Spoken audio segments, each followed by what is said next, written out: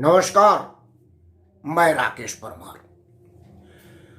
मित्रों, आज तो सबसे पहले मैं आप तमाम लोगों को हृदय तल से हार्दिक आभार व्यक्त करता हूं, जिन लोगों ने आज मेरे जन्मदिन पर अपना शुभकामनाएं, शुभ आशीर्वाद और अपना प्रेम स्नेह दिया है।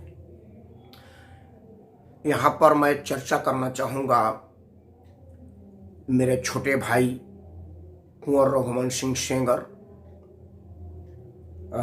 करणी सेना दिल्ली प्रदेश के अध्यक्ष छोटे भाई प्रशांत सिंह, और मेरे अपने छोटे भाई जैसे पुरंजय सिंह राणा और उनके तमाम टीम ने जो आज दिल जीत कार्यक्रम किया।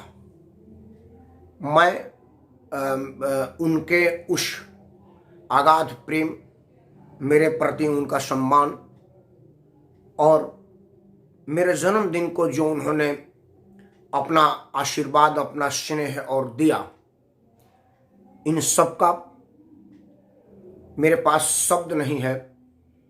मैं अपने भाई जो सुजीत सिंह है, प्रोविडेंट फंड में काम करते हैं, और बहुत लोग, मैं किन किन का नाम लूं, लेकिन ये मुख्य भूमिका में ये लोग थे, रघुवंश, प्रशांत और राणा।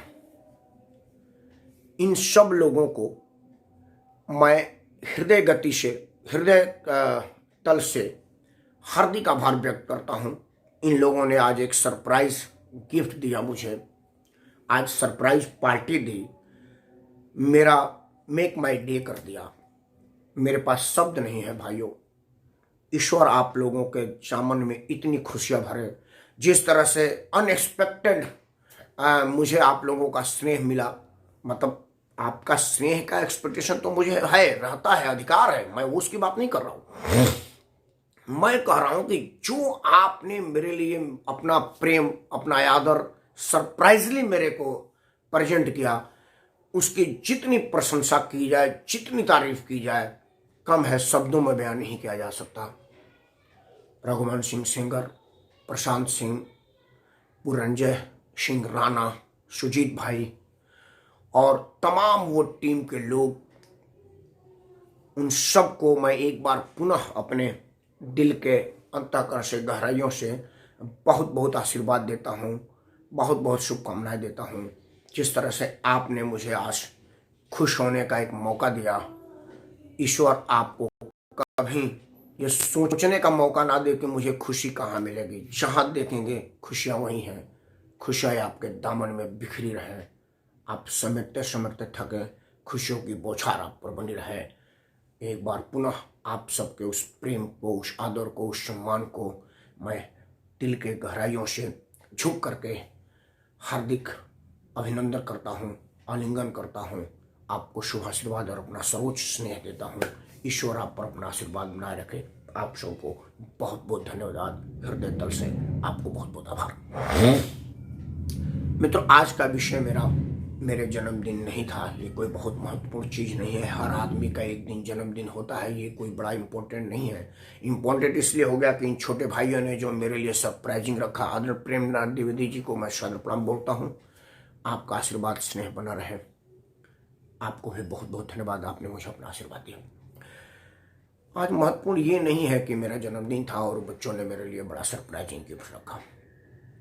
आज का जो कार्यक्रम है वो ये है कि आप पत्रकार वार्ता में जो आदरणीय शरद पवार साहब का संबोधन आपने सुना, पत्रकार वार्ता के निहितार्थ जो है, मैं उस पर चर्चा करना चाहता हूं। उनके चर्चा करने से पहले मैं पहली बात ये स्पष्ट कर दूं, क्योंकि तभी वो बात का महत्व समझ में आएगा, बात का मतलब समझ में आएगा जो मैं कहना चाहता हूं, तभी मैं बढ़िया से कह पाऊंगा। सबसे तो पहले मैं मुंबई पुलिस के निवर्तमान पुलिस आयुक्त, उनका मैं घोर आलोचना करता हूं, उनके उस चिट्ठी का, उनके इस पूरे स्टेटमेंट का जो उन्होंने चिट्ठी के माध्यम से जारी किया है। वो, हाँ द्विवेदी जी नमस्कार, वो इसलिए क्योंकि उनके पत्र से ये स्पष्ट है कि महाराष्ट्र के गृह मंत्री ने, चूंकि अब ये कहने वाली बात है, उन्होंने तो चिट्ठी ही लिखा है, अब वो चिट्ठी सार्वजनिक है, तब से चैनलों पर पैनल बैठ रहा है, तो मेरे नाम लेने में क्या है, क्योंकि वो कोई जांच का तो विषय है नहीं कि मेरे बात करने से जांच प्रभावित हो जाएगा। उन्होंने कहा है कि मुंबई पुलिस के ऊपर दबाव बनाया था गृह मंत्री अनिल देशमुख ने कि आप बारगढ़ से लेकर के कालगढ़ तक छापा मारें और एवरेजन 100 करोड़ रुपया प्रति माह के हिसाब से उगाही करके हमको दें। इतनी बड़ी रकम की उगाही अनिल देशमुख अपने के लिए नहीं कर रहे होंगे, ये बात इसलिए स्पष्ट हो गया है। अगर उन्होंने ऐसा कहा होगा तो पहले तो मैं ये कह दूं कि मुझे नहीं मालूम कि अनिल देशमुख ने यह कहा कि नहीं कहा, और कहा होगा तो क्या हो बाद में बताऊंगा। मैं बात करता हूं कि अगर महाराष्ट्र के गृह मंत्री ने मुंबई पुलिस कमिश्नर को या उनके मतहत किसी व्यक्ति को इस बात के लिए कहा होगा, तब कमिश्नर साहब ने तुरंत एक्शन क्यों नहीं लिया जब वो सीट पर थे कि आज एक अनैतिक कार्य करने का दबाव मेरे पर आ रहा है, मैं रिजाइन कर रहा हूं। उन्होंने मुख्यमंत्री को चिट्ठी क्यों नहीं लिखी, राज्यपाल को, प्रधानमंत्री, गृह मंत्री को, जनता के नाम चिट्ठी क्यों नहीं लिखा। मैं उन तमाम अधिकारी को, उन तमाम लोगों का मैं घोर निंदक रहा हूं, घोर आलोचक रहा हूं, जो सीट पर तो रह करके मलाई खाते हैं और जैसे सीट उन पर बदली जाती है उसके बाद वो कहते हैं कि जी हमको तो चोरी के लिए कहा गया था, हम पर चोरी का दबाव बनाया जा रहा था। जब आप वहां पर अब है नहीं तो आप क्यों करें। कल तक तो आपने नहीं कहा कि हम पर अनिल देशमुख ने घूस लेने का दबाव बनाया, हम पर अनिल देशमुख ने कहा था भाई बारगढ़ से लेकर के कालगढ़ तक पैसा वसूल के मेरे को दो। अब आज आपके कहने से कैसे मान लिया जाए कि आप किसी राजनीतिक खेल के हिस्सेदार नहीं है, किसी दबाव में नहीं है, किसी को बदनाम करने की कोशिश नहीं कर रहे हैं। आपके दामन को साफ कैसे माना जाए। तब माना जाता जब आपके पास मैसेज आया और आप उसी वक्त तुरंत बीइंग ए पुलिस कमिश्नर आप उस सचिन वाजे को सस्पेंड कर देते। आपके पास पावर था कि भाई ये आदमी तो डायरेक्ट मंत्री से, वो भी शरद पवार जो कि कुछ भी नहीं है, उनसे मीटिंग कर रहा है, मिल रहा है प्रोटोकॉल के अनुसार। शरद पवार साहब से एक पुलिस कमिश्नर क्यों मिलने जा रहा है। शरद पवार साहब ने बुलाया था इसको। शरद पवार तो कोई सरकार के मुखिया है नहीं और पुलिस कमिश्नर को उनको रिपोर्ट करने का कोई कानूनी वैधता नहीं है। तो आप एक अवैध काम क्यों करने गए थे वहां पर, जहां पर आपको पता चला कि सचिन वाजे शरद पवार से मिल रहा है और उनसे पैसा अनिल देशमुख से मिल रहा है, गृह मंत्री से। गृह मंत्री क्यों मिलेगा भाई एक पुलिस इंस्पेक्टर से, उसको तो गृह सचिव से मिल रहा है, उसके बाद बहुत ज्यादा हो तो पुलिस महानिदेशक से मिल रहा है और पुलिस आयुक्त से मिल रहा है। एक पुलिस के और निरीक्षक से क्यों मिलेगा गृह मंत्री। पहले बात यही एक अनैतिक है। उस वक्त आपने इसको अखबारों में क्यों नहीं दिया, प्रेस के माध्यम से क्यों नहीं कहा, चिट्ठी के माध्यम से क्यों नहीं कहा। और अगर नहीं कहा तो आज आपके कहे कि क्या वैलिडिटी है, क्या सत्यता है कि आपको उन्होंने कहा था। कोई वीडियो रिकॉर्डिंग है, कोई स्टिंग ऑपरेशन है, कहीं पर ऑन रिकॉर्ड है ये बात जो मैं आप कह रहे हैं। अगर आप ये बात इस टाइम कर रहे हैं मतलब सबसे पहले तो आप दोषी हैं कि आप उस वक्त नहीं गए। केस तो आप पर बनना चाहिए, जो कानून में सजा हो वो पुलिस, तत्कालीन पुलिस आयुक्त मुंबई पुलिस पर होना चाहिए, क्योंकि आपने एक मामले को दबाया हुआ है। लीगली तो आप पर केस बनता है कि आपने एक मामले को दबाया। आपने उस मामले को उस वक्त क्यों नहीं उठाया कि शरद पवार ने के मुझको बुला करके ये कह रहे हैं और उनका गृह मंत्री हमको 100 करोड़ रुपया बारगढ़ से लेकर के कालगढ़ से कमाने के लिए दबाव बना रहा है। आपको उस वक्त कहना चाहिए था, तब जाकर के बात आएगी। अब आपको वहां से भगा दिया गया तो आप इसके गाने गा रहे हैं, तो आपकी नैतिकता संदिग्ध है। आप बिल्कुल संदिग्ध चरित्र के आदमी हैं और आपके चरित्र का चित्रण तो पूरी दुनिया सुशांत सिंह राजपूत वाला केस में देख चुकी है कि आप रोज लगातार प्रेस वार्ता कर रहे थे। बिहार पुलिस डीजीपी गुप्तेश्वर पांडे और आप दोनों लोग प्रेस वार्ता कर रहे थे, जबकि कानूनी रूप से आप प्रेस को संबोधित करने अधिकृत नहीं है। पुलिस का प्रवक्ता होता है जो बड़ी जूनियर लेवल का अधिकारी होता है। आपके लेवल का अधिकारी प्रेस तक पहुंच जाइए, बहुत बड़ी बात है। हालांकि आप पुलिस आयुक्त के नाते कुछ भी करने का अधिकार है, लेकिन आप छोटे स्तर का काम आके कर रहे हैं। मतलब आप खुद को लाइमलाइट में लाना चाहते हैं, अपनी चेहरा चमकाना चाहते हैं, आपको छपास विकास की बीमारी है। पहली बात तो प्रथम दृष्टिया मैं मुंबई पुलिस के तत्कालीन पुलिस आयुक्त को मैं बहुत ही ज्यादा कड़े शब्दों में निंदा करता हूं उनके इस कृत्य का। कि अगर रंजन भाई, शुरू के वीडियो में मैंने आप लोगों को धन्यवाद बोला है, जो आप लोगों ने मेरे जन्मदिन को इतना विधिवत तरीके से मनाया। मैं बहुत आभार व्यक्त कर रहा हूँ। आप सुन रहे हैं इसलिए मैं एक बार पुनः आपको कहता हूँ, इस वीडियो को शेयर करते वक्त शुरू वाला हिस्सा सुनिएगा। मैं एक बार पुनः रंजन भाई को बहुत बहुत आभार, आप लोग ने मेरा दिन बना दिया। रंजन भाई बहुत बहुत धन्यवाद। तो आप पुलिस कमिश्नर थे, उस वक्त आपको कहना चाहिए था, आपने नहीं कहा। ये कानूनी रूप से अपराध है, संवैधानिक रूप से अपराध है, व्यवहारिक रूप से अपराध है। अब आपके बात को कैसे सच्चा माना जाए? तो पर है नहीं, तो मतलब आप अगर रहते, पुलिस आयुक्त तो रहते और तो 100 करोड़ रुपया की जगह कहते कि कोई बात नहीं जी 90 करोड़ ले लीजिए, 10 करोड़ मैं खा लूंगा। और अगर देते तो ये पुलिस मैनुअल के किस एक्ट में लिखा है मेरे को बता दीजिए। हाँ, अगर पिन में दे दीजिए सारा। ये पुलिस मैनुअल के कौन से एक्ट में लिखा हुआ है कि वहां पर आप पुलिस आयुक्त होते हुए वसूली करके गृह मंत्री को दें? अगर आप प्रथम दृष्टया ये दोषी हैं कि वो आपसे वसूली की बात कर रहा है और आप उसको तुरंत गिरफ्तार नहीं कर रहे हैं, सरकार को, शासन को नहीं लिख रहे हैं कि भाई गृह मंत्री मेरे पर अनैतिक दबाव बना रहा है पैसा वसूली का। एक चिट्ठी में आपने और लिखा है कि फलाना टाइम आदमी के मर्डर को आत्महत्या बनाने के लिए दबाव बना रहा था, तो आपने तुरंत उनको गिरफ्तार क्यों नहीं किया? क्योंकि आपको being a police commissioner right है गिरफ्तार करने का। चूंकि वो विधानसभा के सदस्य हैं तो विधानसभा अध्यक्ष के पास जाएगा, लेकिन विधानसभा के अध्यक्ष पर विधि ने विधानसभा के अंदर गिरफ्तार करने पर रोक लगाएगा। बाहर अगर वो कोई इलीगल काम करते हैं तो विधानसभा अध्यक्ष को लिखित जरूरत तो नहीं पड़ती, उनकी गिरफ्तारी बन सकती है। आपको कानून का ज्ञान होगा, लेकिन आपने ऐसा नहीं किया। और अब जब आपको हटा दिया गया तो आप चिट्ठियां लिख रहे हैं। आपका चिट्ठी लिखना संदिग्ध है। आप राजनीतिक लालच के लिए, किसी को बदनाम करने के लिए या बदले की कार्रवाई कर रहे हैं कि आपने मुझको मुंबई पुलिस आयुक्त जैसे मलाईदार पोस्ट से हटा दिया। आपके शब्दों में कि जी भाई 100 करोड़ रुपया महीना इनकम था, मतलब 1500 करोड़ रुपया सालाना इनकम था। इतने मलाईदार पोस्ट से हटाने में तो मेरे को तकलीफ होगी। अगर मैं वहां होता तो यार, जहां हजारों करोड़ रुपया का अवैध वसूली है, उस दुधारू गाय के नीचे से मेरे को हटा दिया तो बुरा तो लगेगा। तो मैं ये क्यों ना मानूं कि आपको उस वजह से बुरा लगा है कि यार ये तो मलाईदार 100-150 करोड़ रुपया महीना कमाने वाले पोस्ट हमको हटा दिया गया। ये तो बड़ा गलत बात है, क्योंकि अब वो अगली कमाई तो वो करेगा जो होगा, क्योंकि वो तो रूटीन बंद है। वो तो रूटीन बंद होगी नहीं, गृह मंत्री तो उससे भी कहेगा। दूसरा कहे कि अब जो अगला वाला मान लो गृह मंत्री आएगा, अगर राजनीतिक पर क्या बनता है मैं उस पर चर्चा नहीं कर रहा। अगर मान लीजिए गृह मंत्री बनेगा तो बोलेगा भाई उनको 100 करोड़ दिया तो इधर 90 करोड़ दे दिए, कोई दिक्कत नहीं, बट दे तो जरूर, क्योंकि पिछले वाले में तो तुमने मना नहीं किया था। तो आप अगले आने वाले मंत्री को तो बता दिया कि भाई ये गृह मंत्रालय अकेले मुंबई से 100-150 करोड़ रुपया सालाना का मंत्रालय है, फिर पुणे है, नागपुर है, बॉम्बे, महाराष्ट्र के और भी है। मतलब महीना में हजारों करोड़ रुपया की अवैध वसूली पुलिस के माध्यम से सरकारें करवा रही है। इससे बड़ा और क्या बात हो सकता है? ये तो एक सोचा वाली, चिंता वाली तो विषय है जो आपने मौका दे दिया। तो इसलिए तत्कालीन पुलिस आयुक्त साहब, आपका कहना संदिग्ध है। आपका कहना राजनीतिक फायदे पहुंचाने के लिए प्रतीत होता है। आपको दूसरा मैं आपसे बात कहना चाहता हूं। अब आते हैं कि क्या ऐसा हुआ, इस विषय पर चर्चा करते हैं। मित्रों, शरद पवार साहब का जो आज पत्रकार वार्ता हुआ, शरद पवार साहब ने जो आज पत्रकारों को संबोधित किया, उसको मैं सीधा प्रसारण देखा। जो चीज मुझे समझ में आ सकी, जो हम समझे, जो चीज मेरे को समझ में आया, प्रथम दृष्टया वो ये आया कि जो मैं बात कहा वो शरद पवार वही बात कह रहे थे कि आप रिजाइन की बात क्योंकि एक आके, लेकिन मेरा जो कहना है और उनके कहने में बड़ा अंतर है।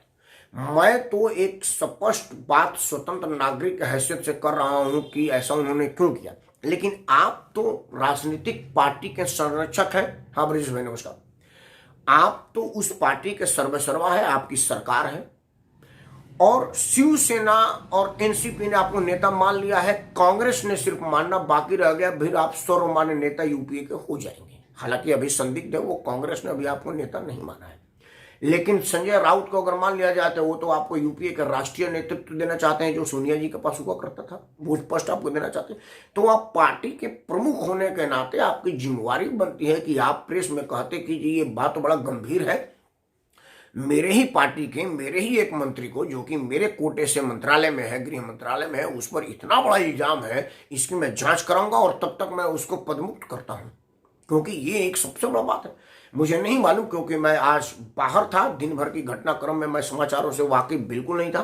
क्योंकि जैसा कि मैंने बताया, ये रंजन भाइयों ने, राणा रिपुंजय और प्रशांत रघुवंश ने मेरे लिए एक सरप्राइज पार्टी रखा था मेरे जन्मदिन को बढ़िया बनाने के लिए, और मैं उसी में रह गया था। मैं समाचार को नहीं देख पाया। शरद पवार साहब के संबोधन के बाद मैं समाचार पे नहीं हूँ। मुझे नहीं मालूम कि मैं आपसे बात कर रहा हूँ और पता चला कि अनिल देशमुख को बर्खास्त कर दिया गया या रिजाइन ले लिया गया, क्या किया, मुझे इसकी जानकारी नहीं है।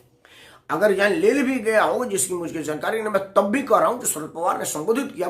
मेरा जो आज का संबोधन है वो शरद पवार के संबोधन के बाद की परिस्थिति पर नहीं है, संबोधन के टाइम तक के स्थिति पर है। और संबोधन के टाइम में शरद पवार साहब ने जो कहा है उसका लबोलबाही था, उसका निर्थार्थ यही था कि आप अनिल देशमुख को बचा रहे हैं और ये कहना चाहते हैं कि अनिल देशमुख ने कोई गलती नहीं की। और अगर ये सही है तो ये बात प्रमाणित होता है कि अनिल देशमुख ने जो 100 करोड़ रुपया मंथली पुलिस से कहा था कि बालगढ़ से लेकर के कालगढ़ तक वसूल करके ले आओ, तो वो अपने लिए नहीं था, इसमें सब है और इसके बंटवारे में सभी हिस्सेदार हैं, सभी लोगों के पास जा रहा था। उसका शेयर मैं बिल्कुल दावे के साथ कह सकता हूं, शरद पवार के किसी फॉलोअर को बुरा लग रहा हो तो मेरे पर केस कर सकता है कि शरद पवार के पास जाता होगा, फिर क्या सोनिया जी के पास भी जाता था, फिर क्या ठाकरे परिवार के पास भी जाता था, क्योंकि ठाकरे परिवार के लोग मुख्यमंत्री हैं। उद्धव ठाकरे मुख्यमंत्री हैं तो उद्धव ठाकरे को बीइंग मुख्यमंत्री आपकी जिम्मेवारी है कि आपके मतहत काम करने वाला गृह मंत्री अगर 100 करोड़ रुपया मंथली वसूली की बात कर रहा है तो इसकी जिम्मेवारी आपकी बनती है कि आपने क्यों नहीं उस पर एक्शन लिया। और आप किस बात के मंत्री हैं कि आपको ये, किस बात के मुख्यमंत्री हैं कि आपको पूरी प्रदेश छोड़िए, अपने 4-5 लोग जो आपके मंत्रिमंडल में है, आपका नंबर 2 की गतिविधि पर आपको ध्यान नहीं है कि बार पुलिस को 100 करोड़ रुपया वसूली की बात कर रहा है। आप मुख्यमंत्री हैं तो आपको ये पता नहीं चला कि मुंबई में कहीं भी कोई भी काम होता है उसमें वही आदमी को मुख्य भूमिका दी जाती है जो निलंबित रहा है और अभी अभी उसका निलंबन वापस किया गया है, हालांकि वो तो आप ही के पार्टी का प्रवक्ता था। तो आपके पार्टी का प्रवक्ता है, आपका अपना नेता जो आपके साथ 8-10 साल तक वफादार रहा है, आपने उसको अपने पार्टी में प्रवक्ता जैसी जिम्मेदारी दी है, चुनाव लड़वाया हुआ है, वो आपके अपन नहीं कहा कि भाई अनिल देशमुख गृह मंत्री ने हमसे 100 करोड़ रुपया वसूली की बात कही है, सर मैं क्या करूं। तो फिर क्या आपने कहा है कि हाँ वो हमने ही कहा था 100 करोड़ में से 50 करोड़ मेरे को मिलेगा, 25 करोड़ शरद पवार को मिलेगा, 25 करोड़ में से 20 करोड़ सोनिया को मिलेगा, उस बेचारे को तो 5-6 करोड़ मिलेगा। यार कोई बात नहीं, वसूली में बढ़ा दो ताकि उसका 5 वाला 7 हो जाए, मेरा 50 वाला 75 हो जाए। तो क्या है, आपने कहा था। और अगर मैं नहीं कहा था तो आप फेलियर मुख्यमंत्री हैं, आपको 5 मिनट भी नहीं रहना चाहिए। चिट्ठी मिलने के बाद जैसी चिट्ठी आपके पास मिला, आप सबसे पहले अपना त्याग पत्र देते कि बीइंग मुख्यमंत्री, बीइंग मुखिया, मैं त्याग पत्र दे रहा हूं और जब तक ये जांच ना हो जाए तब तक मैं चाहूंगा कि कोई स्वतंत्र जांच एजेंसी का इसकी जांच करे। राज ठाकरे के हर बातों का मैं समर्थन नहीं करता, लेकिन आज राज ठाकरे ने बड़ा बढ़िया बात कहा कि इस बात का निष्पक्ष जांच होना चाहिए, मुख्यमंत्री को तत्काल गृह मंत्री को बर्खास्त कर देना चाहिए और महाराष्ट्र से बाहर इसकी जांच होनी चाहिए, क्योंकि महाराष्ट्र में जांच नहीं हो पाएगी। राज ठाकरे ने तो बड़ा बढ़िया कहा, आप तो अपना भाई है, अपना आप लोग एक खून हो, एक खानदान हो, एक परिवार हो। आपके पार्टी का कल तक वही सर्वे सर्वा था, वो तो पुत्र मोह में आपके पिताजी ने आपको सत्ता दे दिया, नहीं तो राज ठाकरे का महाराष्ट्र होता है आज बाला साहब ठाकरे के बाद। खैर, बाला साहब ठाकरे के ना तो आप में संस्कार है ना उनकी राजनीतिक कल्चर है, खून होने से कुछ नहीं होता। खून तो अब चलने दीजिए, मामला दूसरे तरफ चला जाएगा। रंजन ने लिखा है कि सर जी एक बार और जन्म देंगे, आप दिन भर आप लोगों ने जो मेरे को खुशियां दी वो ही समेटा नहीं जा रहा है, लेकिन फिर भी हृदय तल से बहुत बहुत आभार आपका रंजन भाई। आप लोगों ने जो आज मेरे लिए किया है वाकई वो अविस्मरणीय है, अमिट है, वो छूट ही नहीं सकता, भूल तो जीवन में मैं नहीं सकता। अब तक के सार्वजनिक जीवन में रहने से कई जगह कई बड़े मंच मिले, कितना बड़ा सम्मान मिला, कई बड़े बड़े अफसर और नेताओं के सानिध्य में मंच शेयर करने का मौका मिला, अलग अलग टाइम पर अलग अलग खुशियां मिली। आज वाली खुशियां वाकई बहुत अविस्मरणीय है, अतुलनीय है, उसका तुलना किसी से नहीं किया जा सकता। आज आप लोगों ने जो मेरे जन्मदिन को शानदार बनाया, क्योंकि जब अपनों के बीच कोई खुशियां मनाई जाती है ना, उसका कीमत ही नहीं होता। खुशियां तो अपनों के ही बीच मनाए जाते हैं, खुशी हो या गम हो, अपने अगर ना हो तो उसका कोई महत्व नहीं। गम हल्का तभी होता है जब अपने आपके साथ हो, आपके कंधे पर हाथ रखे कि मैं हूं, आप क्यों परेशान है। खुशियों को अभी खुशियां तो एकदम विस्फोट की तरह से बहती है, खुशबू की तरह से बढ़ती है, जितने अपने लोग साथ में होते उतना होगा। तो आज सब अपनों ने मेरे को जितनी खुशी दी वो भूलने वाला नहीं है। जब तक मैं हूं तो वो आज का तारीख और वो होटल भूल नहीं सकता, वो रिसोर्ट जिसमें आप लोगों ने मेरे को खुश किया वो भूल नहीं सकता। एक बार पुनः आपको रंजन बहुत बहुत धन्यवाद और आपके पूरे टीम को। बात कर रहा था महाराष्ट्र के पुलिस गृह मंत्री का उस लगाई इल्जाम पर 3-4 पेज की चिट्ठियों का अलग अलग व्याख्या है। वो सब चिट्ठियों पर शरद पवार साहब का चुप्पी, शरद पवार साहब का समर्थन, शरद पवार साहब का अपने गृह मंत्री के साथ खड़ा रहना, ये बताता है कि शरद पवार उस जाल में के मुख्य साजिश करता है, मुख्य वसूल करता है, मुख्य बेनिफिशियल है। मतलब आप मुख्य लाभार्थी हैं उन 100 करोड़ रुपया महीनवारी वसूली के, प्रत्येक माह वसूली का आप हैं, क्योंकि आपके पास जा जाता था। अगर नहीं होता तो मैं तो शौक, जैसे हम लोग 100 करोड़ 100 करोड़। हाँ हेलो, मेरे कोटे का मंत्री थे ठाकरे साहब, हाँ इसको जल्दी से बर्खास्त करो। ठाकरे 5 मिनट के अंदर आपके गृह मंत्री को बर्खास्त करता। लेकिन आप बर्खास्त करने के जगह पर आप उसका समर्थन कर रहे हैं, आप उसके पक्ष में बोल रहे हैं। ये अपने आप में साबित करता है कि आपकी भी यहाँ पर सोच संदिग्ध है। शरद पवार साहब इस देश के सबसे वरिष्ठतम राजनेता हैं। अभी जो वर्तमान में राजनीति में लोग सक्रिय हैं उसमें शरद पवार साहब सबसे वरिष्ठतम हैं। उम्र के हिसाब से बेशक शायद मनमोहन सिंह बड़े हों, लेकिन मनमोहन सिंह से भी राजनीति में अभी के वर्तमान में जो सक्रिय राजनीतिक लोग हैं, जो सक्रिय राजनीति में हैं, उसमें शरद पवार से सीनियर कोई भी नहीं। तो राजनीति के पितामह के हैसियत से आपके पास कुछ जिम्मेवारियां हैं। अगर आप महाभारत के पितामह के तरह से दुर्योधन का हर अपराध को इसलिए क्षमा कर देंगे कि हमारे पिताजी ने कहा था कि राजा में छवि देखना और राजा के छवि की रक्षा करने के लिए आपने पूरा इंद्रप्रस्थ लुटवा दिया, उजड़वा दिया, समूल नाश करवा दिया, पूरे खानदान की खात्मा करा दिया, तो आप इतिहास दोहरा रहा है। आप भी अपने राजनीति की खात्मा कर रहे हैं। आप भी अपना NCP मतलब नेशनल करप्ट पार्टी का नाम को चरितार्थ कर रहे हैं। और शरद पवार साहब, आपसे ज़्यादा राजनीति कौन समझेगा? मेरी तो हैसियत ही नहीं आपके मुकाबले में राजनीति समझने की। लेकिन जो बदनुमा दाग आपके ऊपर लगा है वो भी अमिट है। बिल्कुल उसी तरह से जो इन रंजन के मित्र रघुवंश प्रशांत और राणा के उस प्रेम मेरे को दिया है, आज मेरे जन्मदिन को मंगल में बनाया है, तो मैं जीवन भर नहीं भूल सकता। आपके इस पाप को भी दुनिया पूरा जीवन नहीं भूल सकती कि किस नीचता से, मैं क्षमा चाहूँगा शरद पवार साहब, आप बहुत सीनियर हैं, मैं आपके लिए नीचता शब्द का इस्तेमाल कर रहा हूँ, लेकिन जिस दृढ़ता से, जिस दुर्सा से आपने उसको ठुकराया और उनके चिट्ठी को ही और उन्हीं को कटघरे में खड़ा करने का प्रयास किया, वो आपके स्तर के आदमी के लिए शोभा नहीं देता है। प्रश्न तो मैंने भी खड़ा किया पुलिस कमिश्नर पर कि वो आज क्यों लिख रहे हैं, लेकिन मेरा प्रश्न खड़ा करना और आपके प्रश्न खड़ा में अंतर है, क्योंकि मैं पार्टी का अध्यक्ष नहीं हूं कि अनिल देशमुख को कहूँ कि पहले तो रिजाइन कर, जांच होने दे। मैं भारत का स्वतंत्र नागरिक हूँ और स्वतंत्र नागरिक है जैसे जितना मैं अनिल देशमुख पर इल्जाम लगा रहा हूँ उतना ही इल्जाम मैं आप पर भी लगा रहा हूँ, क्योंकि दोनों जिम्मेवार हैं। आप पार्टी प्रेसिडेंट होने के नाते अपने मतहत के काम के जिम्मेवार हैं और पुलिस कमिश्नर इस बात के लिए जिम्मेदार है मैं उस वक्त तत्काल में क्यों नहीं किया। इन सब चीज़ों को, इन सब बातों को आपको देखना पड़ेगा, आपको सुनना पड़ेगा, आपको समझना पड़ेगा। नहीं तो ये पब्लिक है, सब जानती है और सबकी कलाई पहुँचाती है। मित्रों, 2-3 फोन बड़ा ज़रूरी आ रहे हैं, मैं चाहूँगा कि उसको उठाऊँ। वीडियो बंद करने से पहले एक बार पुनः रघुवंश सिंह सेंगर, प्रशांत सिंह और पुनरंजन राणा के साथ रंजन भाई और उनके सभी टीमों को मैं एक बार पुनः हृदय से आभार व्यक्त करता हूँ। आप लोगों ने जो प्रेम, स्नेह और आदर दिया मेरे जन्मदिन पर, जो कार्यक्रम रखा वो खुशियों से भर देने वाला था। आपके इस उपकार को मैं पूरा जीवन नहीं भूलूंगा। आप सबको एक बार पुनः जन्मदिन की बधाई देने वालों को, आशीर्वाद देने वाले को हृदय तल से हार्दिक आभार, सादर प्रणाम और बहुत बहुत धन्यवाद देता हूँ। जय हिंद, वंदे मातरम।